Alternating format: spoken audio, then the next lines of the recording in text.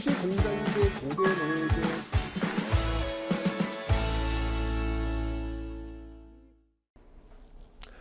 네, 안녕하세요 여러분들. 역사는 최태성. 네. 여러분들, 여러분들을 움직이는 힘은 무엇인가요? 저를 움직이는 힘은 제가 예전에 정말 우리나라 그 대한민국 인강 업계의 전설 같은 분이죠. 예, 이분을 만나서 제가 한번 던진 질문이 이거였어요. 너무 그때만 해도 정말 하늘 같은 분이라서 제가 저기 회장님을 움직이는 힘은 무엇입니까? 라고 했더니 그분이 저에게 써주신 단어가 하나 있습니다. 그 단어가 뭐였냐면 자신을 움직이는 단어. 그 단어는 바로 몰입이라고 하시더군요. 몰입. 많이 힘들고 어려울 때 그냥 이 한 가지 일에 그냥 몰입하면서 그 모든 것들을 잊어버리는 그 모습을 통해서 자기는 버텨왔다. 이렇게 말씀하시더라고요. 저는 따라하지 못하겠더라고요. 몰입을 하려면 그러니까 제가 일단 기본적으로 산만하기 때문에 저는 그게 저를 움직이는 힘이 될 수는 없을 것 같더라고요. 그래서 저도 이렇게 살아오면서 나를 움직이는 힘은 무엇일까라고 생각했는데 저를 움직이는 힘은 두 가지입니다. 바로 재미 그리고 의미. 이 두 가지가 저를 움직이게 합니다. 저는 일단 기본적으로 재미있어야 신이 나더라고요. 할만하더라고요. 그런데 그냥 재미만 있는 게 아니라 그 재미있는 일이 의미가 있었으면 좋겠다라는 것이죠. 사실 한능검 강의 저 정말 깜짝 놀랐습니다. 이게 요즘 유료 강의가 있더라고요. 저는 몰랐어요. 예. 한능검도 유료 강의가 있더라고요. 유료 강의가 나쁘다는 건 아니지만 제가 여러분들 유료 강의 듣지 않아도 제 강의로 저는 이미 한능검 1타입니다. 압도적 1타입니다. 나도 돈 벌 걸 그랬나 봐. 이투 사장님 진짜 좋아하실 텐데. 어쨌건 저는 여전히 교육 음영지대가 많이 있다라고 생각하는 사람이에요. 조금이라도 좀 경제적 부담 덜고 그리고 언제 어디서라도 편하게 접근해서 강의를 들을 수 있는 그런 의미를 부여해서 저는 이 일을 하는 거예요. 그래서 저는 진짜 너무너무 재미있고요. 그리고 또 이 일이 의미 있다고 생각합니다. 저는 항상 이렇게 움직이는 힘이 두 가지. 바로 이 재미와 의미다라고 저는 생각합니다. 여러분들을 움직이는 힘은 무엇입니까? 한번 여러분들 고민 한번 해보시기 바랍니다. 자, 저의 재미와 의미를 담아서 강의 시작하도록 하겠습니다.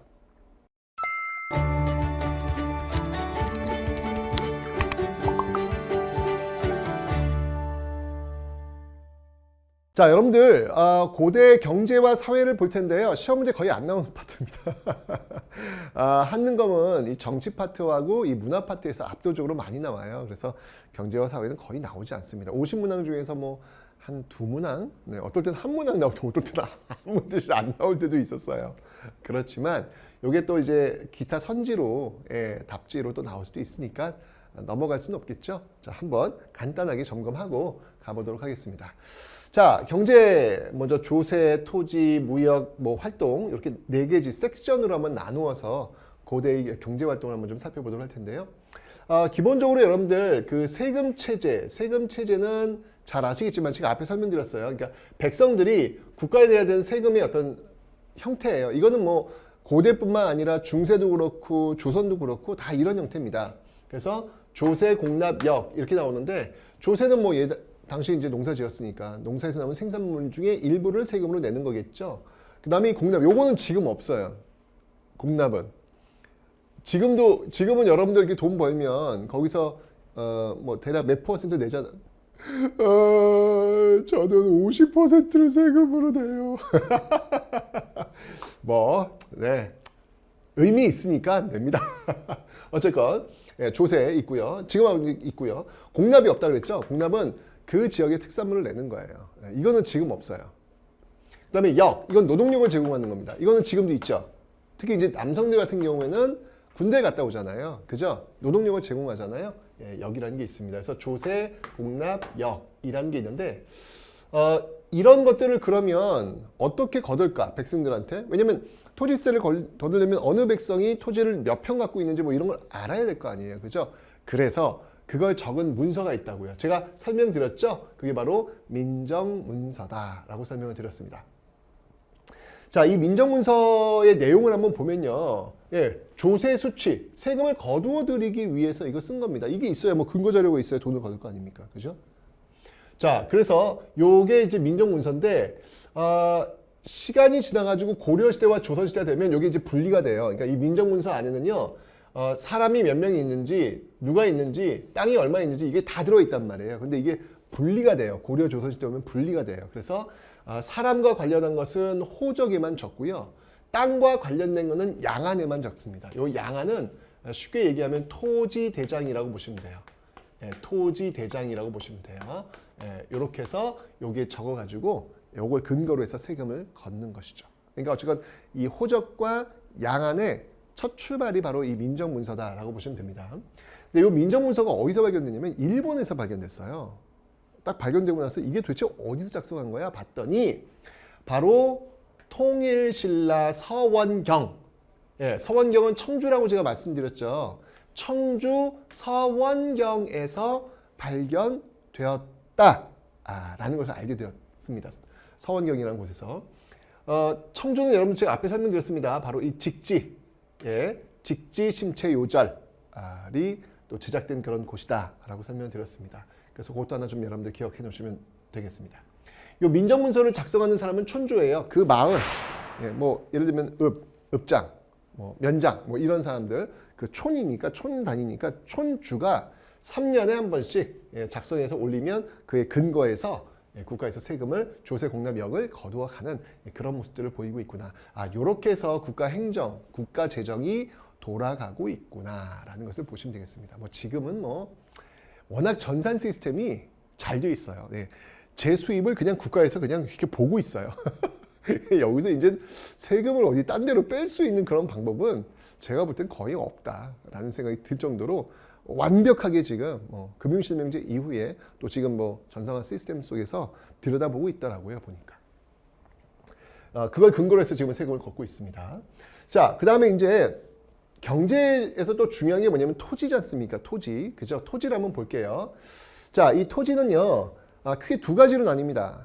그러니까 국가를 위해서 일을 하는 공무원들에게 그 대가로 주는 토지 제도가 있고, 그 다음에 백성들이 토지를 소유하면 그 토지에서 세금을 낼 거 아니에요. 그죠? 그 토지가 있고. 그러니까 요거 얘기하는 거지. 요거 조세. 요 토지. 자, 그거 좀 나눠서 볼게요. 그러니까 수조권과 관련한 토지가 있고 소유권과 관련한 토지가 있습니다. 구분하실 수 있죠?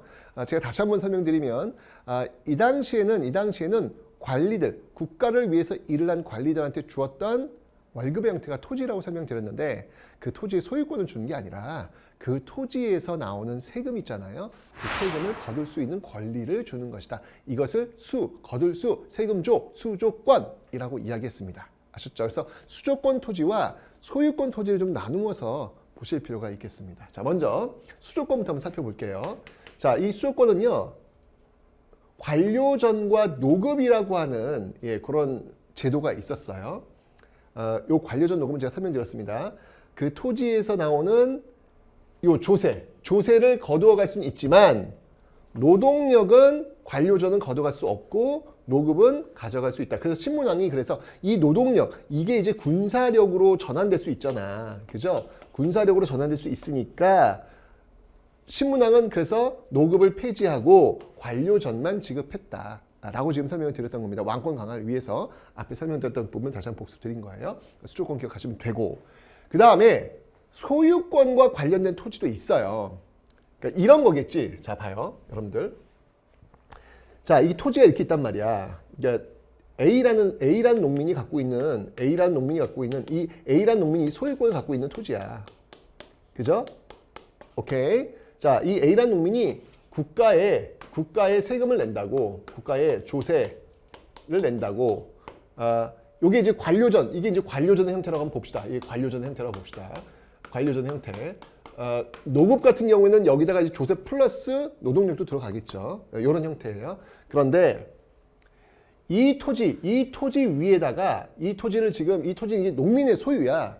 근데 국가를 위해서 일을 하는 공무원이 있다고 한번 봅시다. 공무원. 관리가 있다고 봅시다.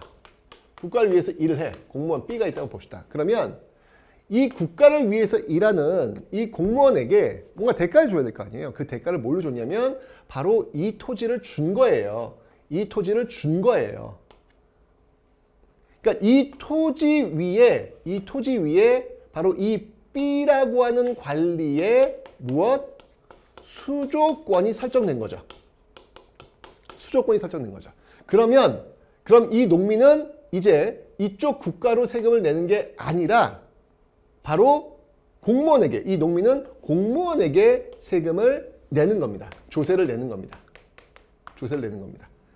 이해가 되세요, 여러분들? 그러니까 이 A라고 하는 농민의 토지 위에, 이 A라고 하는 농민의 토지 위에 B라고 하는 관리의 수조권이 설정된 거예요. 완벽히 이해되셨죠, 여러분들? 나 중고등학교 때 이게 이해가 안 됐다. 근데 중고등학교 때 이거를 이렇게 쉽게 설명해 주는 걸 내가 아무 데서도 내가 찾을 수가 없었어요. 정말 대학교 와가지고 진짜 혼자 낑낑낑낑 대면서 알아냈던 그런 이야기입니다. 어떻게 나도 지금 이렇게 어렵게 설명하나? 여러분 이해가 안 돼요? A라고 하는 농민이 갖고 있는 이 땅 위에다가 공무원이 국가를 위해서 일했으니까 월급 받아야 될 거 아니에요. 그래서 이 A 농민으로부터 세금을 거둘 수 있는 권리를 가져갔다고요. 국가 대신. 그래서 이 A라고 하는 농민의 소유권 토지 위에 B라고 하는 관리의 수조권이 설정되어 있다는 것. 그래서 그러니까 이 토지는 A라는 농민과 B라고 하는 관리 이 두 사람이 같이 지금 설정되어 있는 것이죠. 이해가 되시죠, 여러분들? 네, 그래서 이런 어떤 제도를 이게 여러분들 시대마다 똑같아요. 본질적으로 똑같아. 그래서 미리 얘기하면 고대에는 이거를 이제 관료전 또는 노급이라고 부른 거고 중세에는 이거를 전시과라고 부른 거고 똑같아 본질적으로. 그다음에 근세 조선에는 이거를 이제 과전법이라고 부른 거고 이름만 달랐지 본질적으로 이 내용이 그대로 적용된다. 라고 하는 것을 여러분들 기억하시면 되겠습니다. 됐죠? 요거 말씀드렸는데 여기서 그러면 이 A라는 농민이 지금 소유권을 갖고 있는 토지잖아요. 그죠? 이거를 지금 갖고 있는 인정하고 있는 그 토지를 뭐라고 했냐면 바로 정전이라고 했습니다. 여기 지금 보시면 알겠지만 정전이라고 했습니다. 이 정전이라고 하는 것은 그 A라는 농민이 가지고 있는 땅이에요. 그걸 국가에서 인정해 준 거예요. 이거 언제 인정해 줬냐면 성덕왕 때. 왜 여러분들 왜 성덕대왕 신종 아시죠? 에밀레 성덕대왕 신종. 그 성덕왕입니다. 그 성덕왕 때 정전을 지급합니다. 아마 제가 볼 때는 지급했다기보다는 이제까지 농민들이 갖고 있는 그 토지를 인정해 주는 그런 개념이 아닐까라는 생각은 듭니다. 어쨌건 이렇게 소유권을 인정한 토지를 뭐라고 하냐면 고려시대, 조선시대는 백성들의 토지다라고 해서 민전이라고 하는 거예요. 그러니까 결론은 뭐냐면 여러분들 바로 이 민전과 정전 위에 바로 이런 관료전과 노급이 설정된다는 거 이제 이해가 되셨죠, 여러분들? 오케이, 됐습니다. 그 변천사를 보자면 노급에서 관료전에서 노급 폐지, 이게 이제 신문학 때 이루어지는 것이고, 그 다음에 사실 이제 화살표가 이제 이렇게 바로 이렇게 연결되는 건 아닌데, 정전은 성덕왕 때, 그다음에 노급이 부활된다고 제가 얘기했잖아요, 그죠? 요거는 경덕왕 때, 이렇게 부활되고 있더라라고 하는 거 봐주시면 되겠습니다. 경덕왕 때가 여러분들 왜 불국사하고 석굴암 그게 조성되었던 그때 왕이 바로 이 경덕왕이에요. 경덕왕 때 노급이 다시 부활되었네. 그래서 이런 어떤 그 변천사를 좀 기억해 놓으시면 되겠습니다. 그 정도만 가볍게 보세요.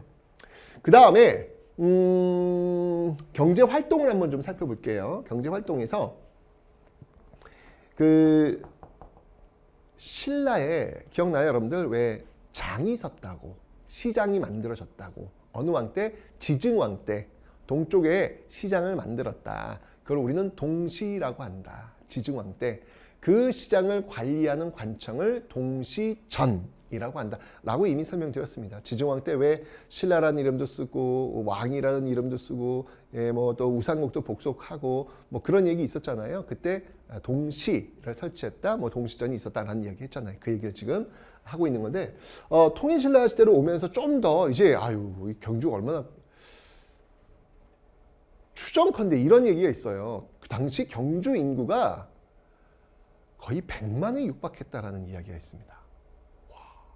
100만? 어마어마한 숫자예요, 여러분들. 로마 제국, 로마를 이끌던 로마의 그때 인구, 최대 인구가 10만이었거든요. 근데 경주가 100만. 와, 이러면 뭐 엄청나죠. 그러니까 당연히 삼국시대의 그 경주보다는 훨씬 커졌겠죠. 그러니까 그 시장 하나는 부족했던 거야. 그래서 서쪽에도 시장을 하나 더 만들고 남쪽에도 시장을 하나 더 만들고 좀 더 확대하는 그런 모습들이 있었다라는 거 하나 기억해 두시면 되고요. 그 다음에 이것도 하나 좀 봐두세요. 고구려 시대에 고구려에 그 지배층들의 그 집에 가면요 창고가 하나 있어. 그게 뭐라고 하냐면 부경이라는 창고가 있습니다. 부경이라는 창고. 요거는 시험에 꽤 나와요. 고구려는 요거는 이제 선지로 나오는데 부경이라는 어떤 창고가 있어가지고 식량이나 이런 것들을 보관하고 저장하는 그런 창고가 되겠는데 부경의 특징을 본다면 이렇게 그 요즘 왜 그 아파트 보면은 그 1층을 비워두잖아요. 비워두고 2층부터 이렇게 올라가는 그걸 뭐 무슨 공간이라고 하지? 필라테스 공간인가? 아닌데 필라테스는 제가 살아보지 못해서 미안합니다. 네, 어쨌건 뭐 그런 게 있지 않습니까? 그래서 그 아래를 이렇게 비워두고 위에 이렇게 띄워놓는 아마도 이게 창고다 보니까 이 아래에서 습기 같은 거 올라오는 걸 막기 위해서 이렇게 띄워놓은 게 아닐까라는 그런 생각이 드는데 고구려 시대 어떤 부경이라는 어떤 그런 창고가 있었다는 것도 하나 기억을 해놓으시면 좋겠습니다. 됐죠? 자, 이제 다음 무역을 한번 볼게요. 무역. 자, 먼저 발해부터 한번 살펴볼게요. 발해부터. 남북국 시대 발해부터 한번 보겠습니다. 발해 같은 경우에는요. 이 솔빈부에 말이 또 그렇게 유명했다네. 왜 오경 15부, 15부 중에서 하나 솔빈부라는 곳이 있는데 여기에 이 말이 또 유명했다네. 네. 그래서 이 말을 또 수출 많이 했나 봐요. 일단 이 발해가 그 수출하는 그 수출길 또는 교류하는 길을 보면 거란 쪽으로 하는 거란도가 있고요. 거란도. 그다음에 당나라 쪽으로 가는 그 길이 하나 있고요. 그다음에 이제 일본 쪽으로 하는 일본도. 길도자예요. 일본도가 있고요. 그다음에 신라로 오는 신라도. 여러분 기억나요? 신라도 어느 왕 때? 문왕 때. 문왕 때 좀 더 이렇게 좀 친근한 느낌으로 좀 다가갔다고 교류했다라고 했잖아요. 무왕 같은 경우는 싸웠고 문왕은 교류했고 그래서 이때 이제 신라도 이런 것들이 이제 만들어지고 있구나라는 걸 볼 수 있고 특히 이 발해와의 교육을 위해서 당나라가 이 산동반도에다가 뭘 세웠냐면 발해관이라는 것을 세웁니다. 그래서 발해인들이 와가지고 여기서 무역 활동을 할 수 있는 그런 내용들을 지금 보여주고 있는 것이죠. 발해 한번 살펴봤고요. 그 다음에 남국이었던 이 통일신라 볼게요. 자, 일단 삼국시대의 신라부터 봅시다. 여러분들 기억나세요? 그 신라 어느 왕 때 한강 지역을 확보했다? 네, 백제성왕의 그 뒤통수를 제대로 치면서 한강을 빼앗았던 왕이 있지 않습니까? 그 새파랗게 어린 것이 바로 진흥왕이었습니다. 그 진흥왕 때 이제 한강 지역을 장악하면서 이제 중국과의 직교육이 이루어진다라고 설명드렸는데 그곳이 당항성이라고 제가 설명드렸습니다. 당항성 위치 한번 보시고요. 당나라, 네, 당항성. 중국과의 직교육이 이루어지는데 이건 이제 통일신라 와서도 계속해서 중국과의 어떤 교역에 굉장히 중요한 역할을 하고 있고요. 그 다음에 이제 통일신라 시대가 되면요. 국제무역항으로서 이 울산항이 뜹니다. 항상 여러분들 국제무역이라고 하는 것은 그 외국의 사치품들이 주로 들어와요.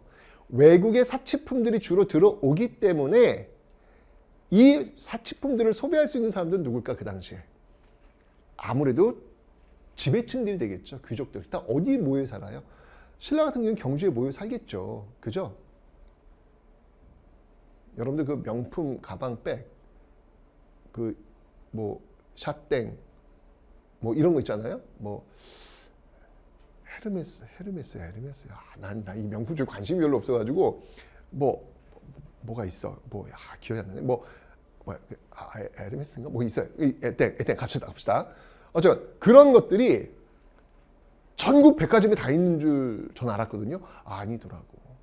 그러니까 소비층이 집중되어 있는 것, 주로 서울, 그것도 뭐 굉장히 잘 사는 그런 지역에만 가야 그런 매장들이 있더라고요. 예, 똑같아요. 여기 국제무역항 같은 경우는 마찬가지로 이런 사치품들을 소비할 수 있는 사람들은 경주에 모여 있을 거 아니에요. 경주가 가까운 데 있어요. 그래서 울산항, 경주와 가까이 있는 울산항이 떴던 겁니다. 이게 고려시대로 가면요, 고려의 수도는 개성일 거 아니야. 고려 수도의 개성이 이제 이쪽에 있을 텐데 울산항이 국제무역항으로 작동하겠어? 하나씩 이렇게 먼데 어떻게 돼? 결국은 개성과 가까운 이쪽 예성강 하구의 병란도가 또 국제무역항으로 고려시대는 뜨는 거예요. 예, 그렇게 항상 그 지배층, 그 사치품들을 소비할 수 있는 지배층들이 있는 곳을 중심으로 해가지고 국제무역항이 뜬다라고 하는 것을 좀 기억해 놓으시면 되겠습니다. 그래서 이 울산항에는요, 아라비아 상인들도 막 들어와요. 아라비아 상인들이 들어와서 어떤 그 근거가 뭐냐면, 이때 저 중동 지역, 페르시아 이쪽에 유리 제품, 고급진 유리 제품들이 들어오네. 이런 것들도 이제 교류의 어떤 그 근거로 볼 수 있고요. 당시 이 외국에서는요, 이 신라를 골드, 금의 나라로 아주 많이 알려졌대요. 심지어 신라에서는 개들도 액세서리로 금을 하고 다닌다. 뭐 이런 이야기들 정도로 굉장히 금이 많은 나라로 알려졌대. 그러니까 이런 교류를 통해 가지고 하긴 뭐 신라 뭐 금관 뭐 보면 알겠지만 금세공이 장난이 아니잖아요. 그 기술이. 그죠? 그럴 만도 하겠다라는 생각이 듭니다. 그래서 이런 교류를 통해 가지고 알려진 것이고요. 특히 여러분들 원성 왕릉에 가시면 원성 왕릉을 지키고 있는 돌로 만든 조각이 있는데 거기 무인상을 보시면 알겠지만 그 무인상은 절대 우리나라 사람이 아니에요. 딱 봐도 이거는 저쪽 이란 쪽? 뭐 요쪽 느낌이 들어요. 예. 이건 뭐냐면 그 지역에서 사람들이 와가지고 신라에서 교류했다는 그 흔적 이런 것들도 보여주는 것이죠. 그래서 원성왕릉의 무인상이라든지 유리 이런 걸 통해서 이런 중동 지역의 어떤 사람들이 많이 오고 갔다는 어떤 그런 근거를 찾아볼 수 있겠다라는 거 봐주시면 되고요. 그 다음에 이제 특히 당나라 통일신라 시대가 그래도 좀 많이 좀 그래도 평안했죠. 왜냐면 삼국시대는 정말 매일매일 전쟁 아니었습니까? 근데 통일신라가 되면서 당나라가 또 이제 안정화되니까 국제적으로도 안정되니까 굉장히 안정된 그런 모습을 많이 보이면서 교역이, 무역이 활성화돼요. 그러니까 전쟁이 많이 발발하면 교역이나 무역이 어렵잖아요. 그죠? 근데 이 남북국 시대는 굉장히 좀 이렇게 안정화된 어떤 그런 모습들을 지금 보이고 있습니다. 그래서 보시면 알겠지만, 이게 지금 중국, 산둥반도고, 여기가 양쯔강, 양자강 흐르는 어떤 그런 지역인데, 중국 각 지역에 신라인들이 모여 살아요. 이렇게 무역을 하기 위해서. 뭐 예를 들면 뭐 신라방 같은 경우, 신라방 같은 경우에는 그 미국의 LA의 뭐 코리아타운, 뭐 이런 어떤 거, 뭐 신라인들이 많이 가가지고 신라 마을을 이제 형성하는 것이죠. 그래가지고 여러분들 그 어느 사찰에서 만약 신라인들이 막 집회를 한다, 뭐 예배를 드린다, 그럼요, 거기 사찰은 중국말이 필요 없다고 봅니다. 다 신라어로 다 통하니까. 그렇잖아요. 여러분들 미국 LA 가면은 왜 굳이 영어 안 써도 네 한국말로도 버틸 수 있거든요. 가봤어. 가능하더라고. 뭐 먹고 사는 거 다 한인, 슈퍼마켓, 뭐 식당 가면은 네, 한국말만 쓰면 되거든요. 네. 옛날에 제가 미국의 LA에 촬영을 갔었는데 그때 참 편하더라고요. 네. LA 갔더니 아주 그냥 속이 아주 시원하더라고요. 말이 통하니까. 그랬던 기억이 납니다. 그러니까 신라방, 그런 어떤 모습들이 지금 보이고 있는 건데, 뭐 신라방, 뭐 신라소, 뭐 신라원, 이건 이제 사찰, 신라소, 뭐 신라소는 뭐 직업의 자치적으로 서로 이렇게 지켜주는 어떤 그런 기구, 경찰서, 뭐 이런 어떤 역할, 뭐 그런 것도 해주고, 예, 모습들이 보이고 있더라. 각 곳곳에 있는 곳곳에 있었고, 그 다음에 이제 이런 어떤 무역 활동 중에서 넘버 원, 제가 얘기했죠. 중국, 한반도, 일본을 통틀어서 어마어마한 재벌 리스트 상위권에 오는 사람, 장재벌, 네, 돈의 신, 장신, 바로 장보고. 이 장보고가 이런 어떤 그 무역 네트워크의 교류를 삼았던 곳이 바로 이 법화원이라는 곳입니다. 여기에 산둥반도에 있는데, 여러분들 이 법화원에 가보시면 장보고 동상이 있어요. 와, 동상이 어마어마해요. 우리나라 어떤 동상도 이렇게 크지 않은 것 같아요. 엄청나게 큰 동상이 하나 딱 서 있습니다. 장보고 딱 있는데 거기에 그 앞쪽에 보면은 여러분들 그 적산이라고 있는데 그 거기에 또 그 돈의 신을 하나 이렇게 중국인들 이 동상 만드는 기술이 장난이 아니야. 정말 먼 바다에서 보이는 그 산 하나를 덮고 있다고 보시면 돼요. 나 진짜 그들의 이 스케일의 그 규모는 상상을 초월해요. 엄청 근데 그게 장보고를 의미한다라는 이야기도 있습니다. 왜냐하면 그 동상 그 아래에 활이 있어요. 활은 여러분 장보고의 상징이거든요. 예, 그만큼 중국인들에게 장보고는 돈을 벌어다 주는 신, 그 정도로 그냥 부상되어 있던 그런 인물이었습니다. 그게 이제 법화원, 여기서 이제 뭐 사찰에서 뭐 신라인들이 엄청나게 몰려들었던 그런 곳이 되겠습니다. 그 장보고의 법화원과 그 다음에 이제 여기 완도죠, 완도 김이 유명한데 청해진 설치해가지고 장보고가 이렇게 무역, 이 해상 활동을 하는 그 해적들 있잖아요. 소탕하는 어떤 그런 모습들을 보여주고 있었다라고 하는 거, 요거 좀 기억해 주시면 되겠습니다. 그래서 특히 남북국 시대는 이렇게 무역 활동이 굉장히 활성화되어 있었다. 왜? 동북아가 굉장히 안정화되어 있으니까. 그죠? 그런 모습들 여러분들 기억해 주시면 되겠네요. 좋습니다. 자, 이렇게 해서 경제 한번 살펴봤고요. 자, 다음은 이제 고대 사회를 한번 좀 둘러보도록 하죠. 자, 고대 사회는 또 어떤 모습으로 있을까요?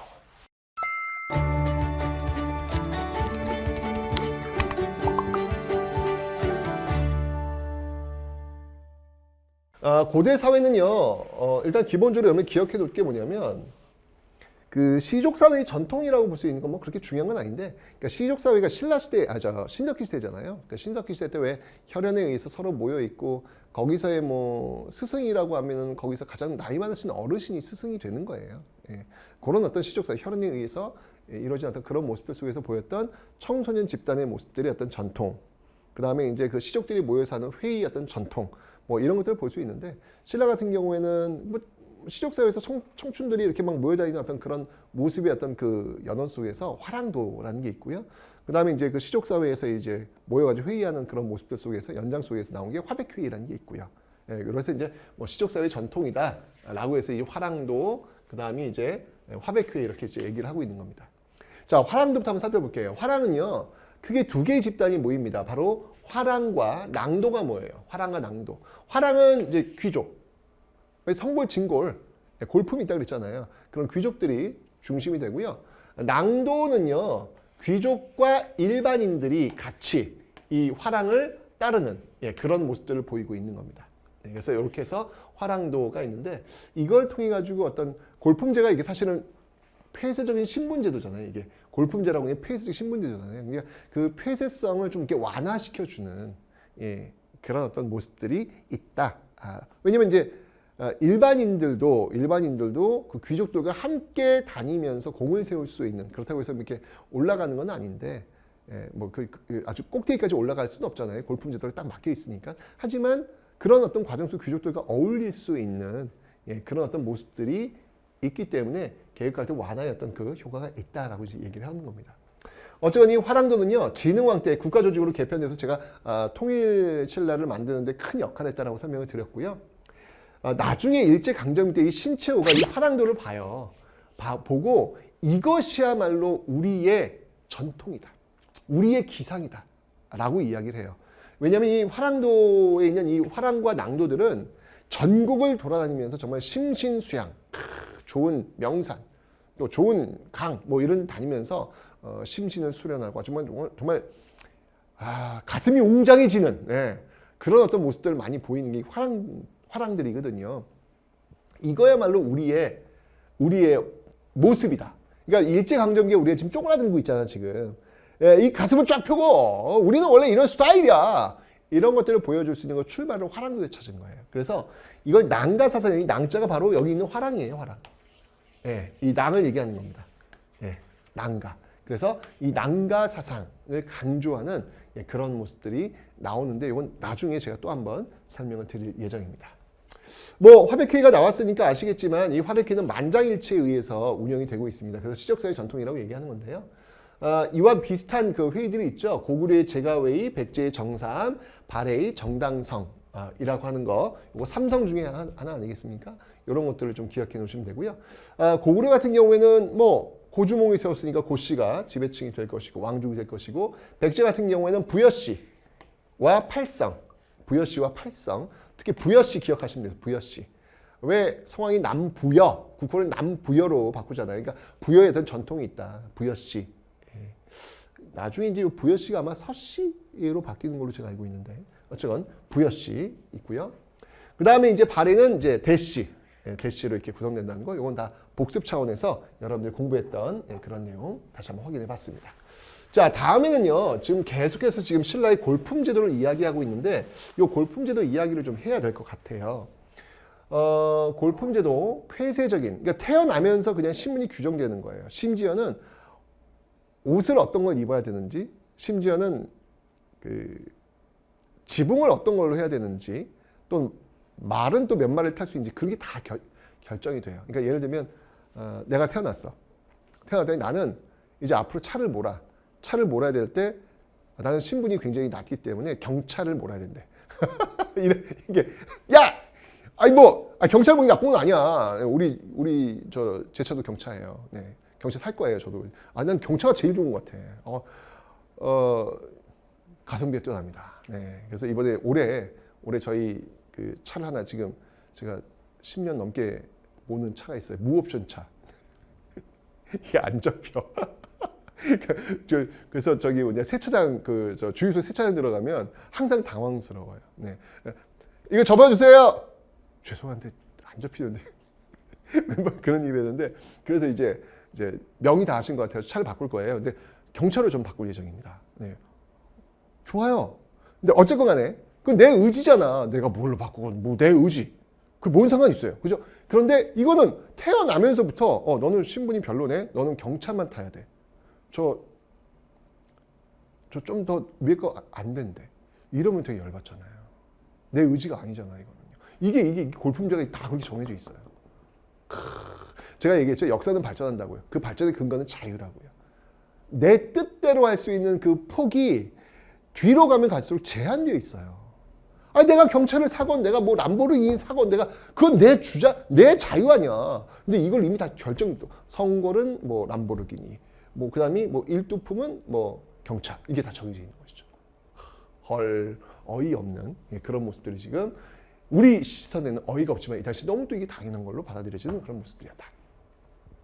자, 그래서 성골은요 진덕 여왕으로 이제 끝나요. 그래서 진골이 이제 그 뒤를 잇죠. 태종무열왕 김춘추가 진골 출신의 최초의 왕이 된다고 제가 설명드렸습니다. 원래 왕족은 성골이에요, 성골. 예, 성골인데 이게 끊겨요. 선덕여왕, 진덕여왕 하면 딱 대가 끊겨요.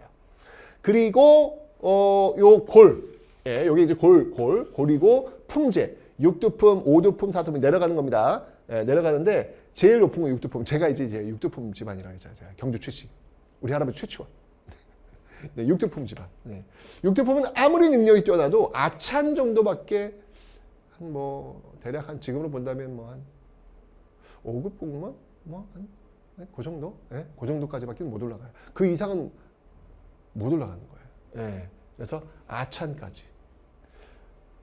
그러니까 이 당시에 이제 이런 것들에 대한 불만을 갖고 있는 사람들이 분명히 있어요. 육두품 중에 우리 경주 최씨뿐만 아니라 설씨 집안도 있어요. 설씨 집안. 설계도 같은 사람은 열받아가지고 그냥 나는 이런 데서 못 산다. 그래서 그냥 떠나버리는 어떤 그런 사람들도 있고, 그 다음에 통일신라로 오면 설총, 이미 제가 설명드렸죠. 바로 이 신문왕이 육두품들을 적극적으로 등용한다. 김음돌이 나는 계기로 해가지고 진골 귀족들 막 숙청에 들어가면서 말 잘 듣는 진골과 그리고 육두품들을 적극 등용하는 과정 속에서 설총이라는 인물이 등장한다고 설명드렸잖아요. 화왕계. 그렇죠. 그래서 원효의 아들입니다. 신문왕 때 등용을 했는데, 요게 이제 통일신라 초기의 대표적인 육두품이라면 통일신라 말기의 대표적인 육두품이 우리 할아버지 최치원. 굉장히 머리가 뛰어나고요. 정말 능력자. 저희 집안이 이런 집안입니다. 네. 제가 경주에 강연 가면 꼭 경주 최씨 저 최부자 댁이 경주 있잖아요. 늘 전화 와요. 온다며. 와서 얼굴 좀 보이고 가. 네. 아, 참네. 네, 최치원. 최치원이 있는데요. 이 최치원 같은 경우는 워낙 머리가 뛰어나가지고 당나라에 유학을 갑니다. 유학을 가서 이 빈곤과가 있어요. 이거 빈곤과는 외국 학생들을 위한 과거 시험이라고 보시면 돼요. 외국 학생. 그러니까 일종의 그 미국의 뭐 SAT 뭐 같은 어떤 그런 시험이 있는데 이 빈곤과에 합격을 합니다. 아이고 뭐 당나라의 뭐 세계에서 막 이 엄청난 그 인재들이 몰려드는데 그 중에서의 최치원이 정말 두각을 드러낸 것이죠. 특히 이 최치원이 두각을 드러낸 게 이 당나라의 그 황소의난이라고 벌어져요. 그 황소의난 때 이 토벌한다는 얘기죠. 황소를 토벌하는 경문을 써요. 토황소 경문. 와, 이 토황소 경문을 그리고 황소라는 사람이 난을 일으키는데 최치원이 쓴 이 토황소 경문을 침대 위에서 읽고 헉! 하고 너무 놀래가지고 너무 무서워가지고 글 자체가 그냥 날이 서 있는 거예요. 그것 때문에 죽었다라는 이야기가 전해질 정도로 이 토황소 경문은 정말 명문 중의 명문으로 아주 이 소문이 났던 그런 글을 무지하게 잘 쓰는 거예요. 이게 중국에서 당나라에서 이렇게 이름을 날리다가 이제 그 뜻을 이제 이루기 위해서 우리나라에 왔어. 신라에 온 거야. 신라에 와가지고 왔더니 난리도 아니야. 그래서 그 당시 여러분들 왜 우리 역사상 최초의 그 민중 봉기, 농민 봉기 이게 뭐라 그랬죠? 기록상 원종 애노의 봉기가 있다 그랬잖아요. 그때 왕이 누구였어요? 진성 여왕 아니야? 진성 여왕. 이 진성 여왕에게 심호책을 올려요. 야, 이거 지금 이게 나라가 이게 난리가 났는데 이대로 가면 이 신라 망한다라고 심호책을 올려요. 그러나 받아들여지질 않습니다. 망할 나라는 망할 수밖에 없어요. 다 이유가 있는 거예요. 결국은 내 뜻을 펼칠 수가 없구나 라고 해서 산속에 들어가서 신선이 되셨다. 뭐 말이 좋은 거지 뭐. 열받아서 산에 들어가서 계시다가 돌아가신 거지 뭐. 뭐 어쩌면 그런 이야기가 있습니다. 특히 그의 어떤 저서 중에 또 개원필경이라고 있어요. 이 개원필경도 어떻게 보면 문집이에요. 이 최치원의 글들을 모아놓은 어떤 것들인데 굉장히 글을 잘 썼고요. 여러분들 그 부산에 해운대 있죠, 해운대. 이 해운대의 이 해운도 역시 마찬가지로 최치원의 이름이에요. 최치원의 자입니다. 그래서 해운. 최치원이 이제 이 해운대를 보고 야 너무 여기 근사하다 그래서 거기다 글자로 해운 자신의 이름을 새겼다. 지금도 가면 있습니다. 이제 그게 이제 진짜 최치원이 새겼는지는 모르겠지만 어쨌든 그런 이야기가 전해지고 있습니다. 이 해운대에도 역시 마찬가지로 이 최치원의 그런 흔적이 남아 있다라는 것도 하나 기억해 놓으시면 되겠습니다. 그래서 이런 그 최치원이 바로 통일신라 말기를 대표하는 육두품이었다라는 걸 보시면 되겠습니다. 됐죠? 요 정도만 여러분들이 기억하시면 뭐 고대 경제 사회에서는 큰 문제가 없을 것 같아요. 가볍게 여러분들 한번 마무리를 한번 지어봤습니다. 어쨌건 이 고대의 사회는요, 이 골품제, 특히 신라 같은 경우는 골품제, 폐쇄적 신문제도에 의해서 움직이고 있었던 시대였다. 다시 한번 얘기하지만 그래서 태조 왕건이 열었던 중세는 고려는 이 고대와 이 신라와는 다른 성질로 구분할 수 있고 우린 그래서 그 시대를 고대가 아닌 중세라고 부른다라는 것을 기억하시면서 다음 고대문화 저와 함께 여행을 떠나보도록 하겠습니다.